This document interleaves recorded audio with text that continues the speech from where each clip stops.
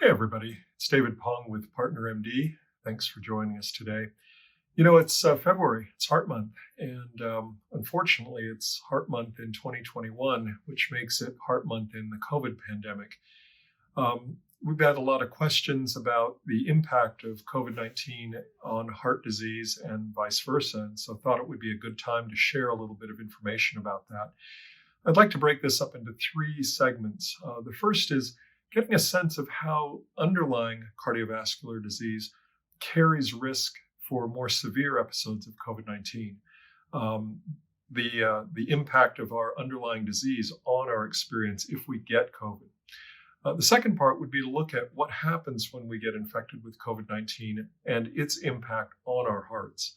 And then the third is something we might call post-acute COVID, which is some of the residual things that have happened in some of the people we've seen after they've had their acute episode of COVID. So first off, there's been a lot of different information and articles that have come out looking at the impact of pre-existing cardiovascular disease on COVID-19 and the risk of having more severe episodes in people with underlying heart disease. And this turns out to be true both for folks with defined heart disease as well as folks with risk factors. So we see it in folks with obesity, smoking, hypertension, diabetes, and certainly in people who have underlying either vascular disease, such as coronary artery disease, or underlying congestive heart failure or valvular dysfunction. So all of these things lead to a higher risk for developing more severe COVID-19 outcomes, more hospitalizations, and unfortunately higher rates of dying. So one really important piece to take away is everything we do to lower our risk factors and the impact or the amount of cardiovascular disease and risk factors we have present leads to a lower risk for complications of COVID. This has been a challenging time for a lot of us in terms of our exercise and dietary habits. There's kind of a standing joke that COVID-19 refers to the 19 pounds we've all gained as we've lost our ability to go to the gym, and we've been forced to eat out of our refrigerators all day instead of being at work. This is a really important time to try your best to find a way to move every day, to look for ways to increase the intensity of your exercise, and try to look at the diet, focusing on diets that have lean protein, plenty of produce, fats coming from plants and fish as your calories will allow, and trying to really limit the refined carbohydrates and the fats from animals. So an important time to make changes as much as possible, despite recognizing how hard that is right now. Another area like that is in smoking, and certainly this may be an opportunity for some people to quit smoking as well, and I really encourage that.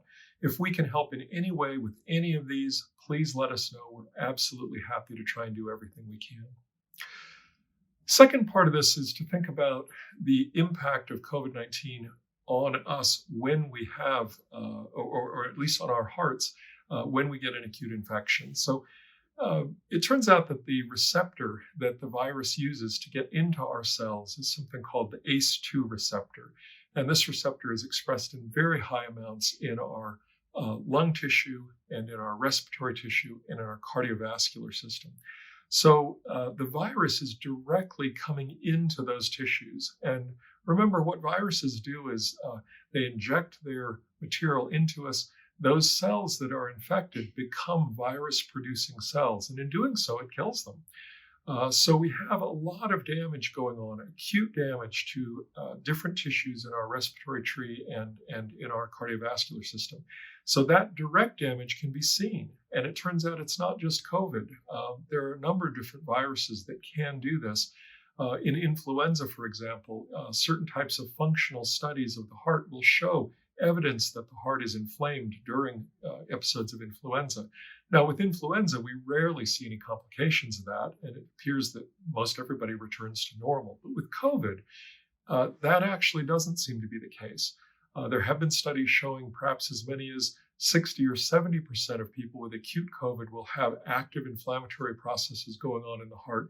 And we know from some of the anecdotal studies, reports, and some of the studies done, that some people, even young, healthy people, will have conduction difficulties, they'll have sudden death, they can have valvular changes or congestive heart failure as a result. So the damage done directly by the virus is problematic. The virus also can set up an immune response. And so we see a lot of problems with overactive immune systems. You remember from early in the days of the pandemic, they would talk about the cytokine storms. And much of this dysregulation of the immune system can also have an impact causing inflammation throughout our cardiovascular system. And again, that can lead to valve problems. It can lead to problems with the muscle of the heart itself and problems with the plumbing that feeds the heart. We also see an increase in clotting, both venous clotting, so we can get deep venous clots that can then eventually end up showering the lungs or causing strokes. We can have arterial clotting, so we can see trouble in the peripheral system. You've all heard of COVID toes. You can also see small strokes. You can see large strokes. You can see difficulty feeding the heart, both through the named large vessels on the surface of the heart, but also the small vessels that are in the substance of the heart can get plugged. So problems from acute COVID are all over the place. Another way that we see it is sometimes through the acute lung infections. The pneumonia changes the pressures involved where the heart pumps blood into the lungs, and we can see heart failure because of the increased pressure that the heart pumps against. So lots of different impacts of acute COVID on heart function. We also can see post-acute COVID changes. So after the acute phase of COVID, in the weeks after, we see people who sometimes will have difficulty returning to their regular exercise. They'll be short of breath. They'll have difficulty with persistent fatigue or lightheadedness. And some of those people will be found to have conduction problems on an EKG or structural problems on an echocardiogram. We may be able to see that they have some new trouble with feeding the heart on something like a stress test. So we find it's very important as you go through COVID to do so ideally in partnership with your doc. And certainly if at any point you have an increase in shortness of breath, if you have chest pain, if you have lightheadedness, if you have any palpitations, there would be evaluation steps to do. And as you come out, as you feel good afterwards, as your energy returns and you start to get back to exercise, we want to check in with you and make sure that you're not having any of those symptoms, again, pain or palpitations or lightheadedness or difficulty as you try and increase your exercise. It's very important to take that gradually as you first get into your recovery. And again, if you have any questions about that, we'd be very interested in trying to help you sort that out and make sure that you're in a safe position. So again, three things to consider. One is that like so many things, the healthier you are going into COVID-19, the more likely it is that you will have a safer outcome.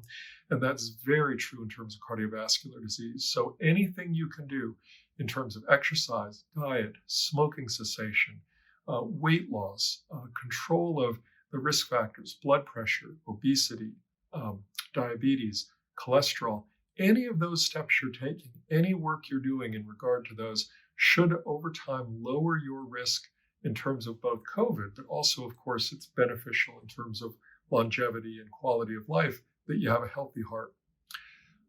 Acute COVID, generally, especially in younger people, the lighter your symptoms, the less risk there is for lasting impact on heart function, but there are certainly exceptions. The more sick you are, if you end up in the hospital, if you end up in the ICU, much higher probability of having active heart difficulty from the virus and from the immune response after, and especially following the post-acute COVID and in the recovery, it's very important to monitor people after if they're having any symptoms at all, any difficulty with persistent shortness of breath or pain or palpitations.